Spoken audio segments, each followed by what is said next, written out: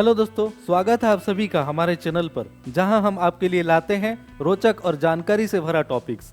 आज हम एक ऐसे व्यक्ति और पद के बारे में बात करने वाले हैं जो भारत के न्यायिक सिस्टम का शीर्ष है। ये है भारत के चीफ जस्टिस, जिनके पास है अधिकारों का एक असाधारण संग्रह और जिम्मेदारियों का एक महान बोझ। मैं हूं नजमुल और आज हम जानेंगे चीफ जस्टिस ऑफ इंडिया के पावर्स, उनके रेस्पॉन्सिबिलिटीज और उनके प्रभाव के बारे में। तो चलिए शुरू करते हैं इस रोचक सफर को और समझते हैं भारत के सबसे ऊंचे न्यायाधिकारी का महत्वपूर्ण योगदान। सबसे पहले जानेंगे कि कैसे होता है चीफ जस्टिस का अपॉइंटमेंट और क्या है उनका मुख्य कार्यक्रम। इस वीडियो को अंत तक देखिए क्योंकि आपको मिलेंगे कुछ ऐसे इंटरेस्टिंग फैक्ट्स जो आपने पहले कभी नहीं सुने होंगे। चीफ जस्टिस ऑफ इंडिया का अपॉइंटमेंट प्रोसेस शुरू होता है जब इनक्यूम्बेंट सीजेआई रिटायर्ड होने वाले होते हैं। हमारे संविधान के अनुसार सबसे सीनियर जज को ही सीजेआई बनाया जाता है, पर इसके पीछे का पूरा प्रोसेस और कुछ इंटरेस्टिंग फैक्ट्स ये हैं। क्या आप जानते हैं भारत के पहले चीफ जस्टिस हरिलाल जयकिशनदास कानिया को 1950 में अपॉइंट किया गया था, जब भारत गणराज्य बना था। उनके टेन्योर सिर्फ 2 साल का था, पर उन्होंने जुडिशरी में एक मजबूत फाउंडेशन बनाया। सीजेआई बनने के लिए सबसे पहले देखा जाता है सीनियरिटी को। ये प्रैक्टिस 1973 से चल रही है, जब जस्टिस एएन राय को बाईपास करते हुए जस्टिस एचआर खन्ना को सीजेआई बनाया गया था।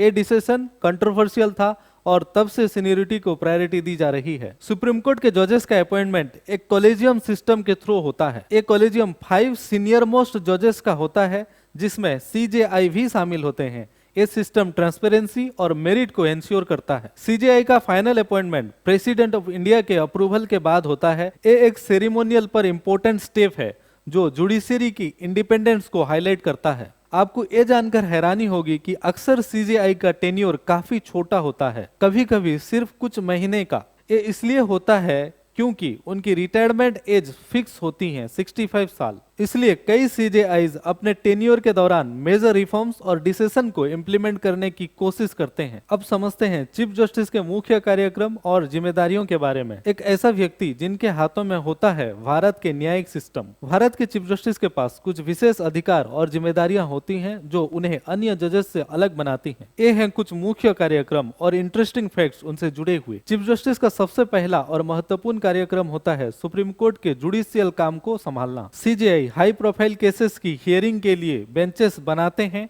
और कॉन्स्टिट्यूशनल बेंचेस को हेड करते हैं। सीजेआई ही तय करते हैं कि कौन सा केस किस बेंच के समक्ष आएगा, इसलिए उनका रोल बहुत महत्वपूर्ण होता है। सीजेआई का एक और महत्वपूर्ण कार्यक्रम होता है सुप्रीम कोर्ट के एडमिनिस्ट्रेटिव फंक्शन को देखना। उनके पास जजेस का रोस्टर बनाने का अधिकार होता है और वो एंश्योर करते हैं कि कोर्ट का काम स्मूथ तरीके से चले।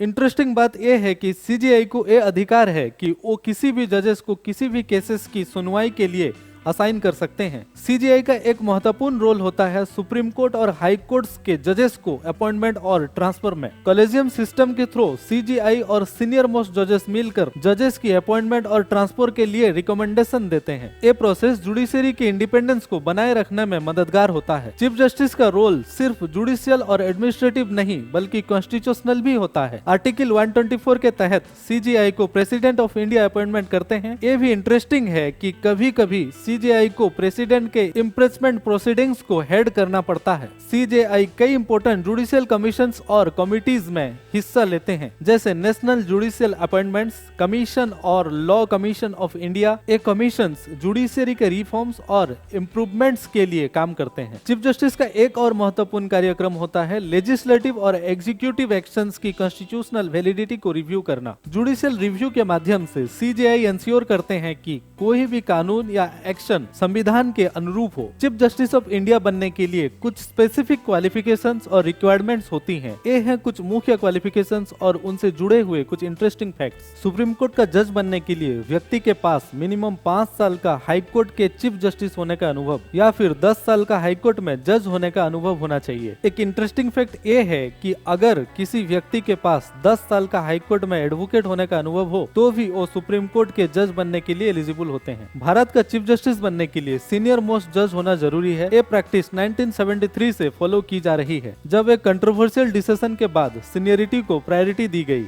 इस सीनियरिटी के बेस पर प्रमोशन सिस्टम को एंश्योर करता है। क्या आप जानते हैं जस्टिस फातिमा बीबी भारत की पहली फीमेल सुप्रीम कोर्ट जज थी, जिन्हें 1989 में अपॉइंट किया गया था।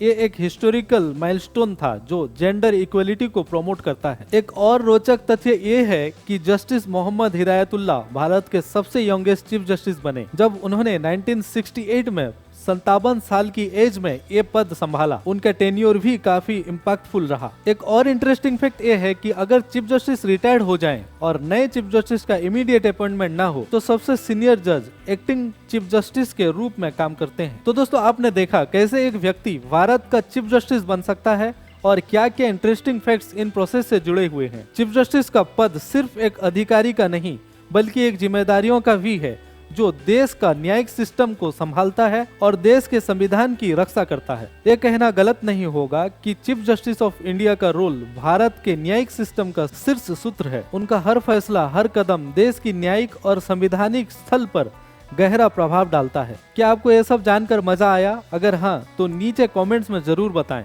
और अगर आपके मन में कोई और टॉपिक है जिसके बारे में आप जानना चाहते हैं तो वो भी हमें बताएं। इस वीडियो को लाइक करना न भूलें, शेयर करें अपने दोस्तों के साथ जो लीगल फील्ड में इंटरेस्टेड हैं और हमारे चैनल को सब्सक्राइब करें ताकि आपको मिल सके ऐसे ही और इन्फॉर्मेटिव वीडियोस। तब तक के लिए मैं हूं नजमुल और आप देख रहे हैं नजमुल क्रिएटर। देश के कानून और न्याय के प्रति अपनी रुचि बनाए रखें और मिलते हैं अगले वीडियो में एक नए और रोचक टॉपिक के साथ। धन्यवाद।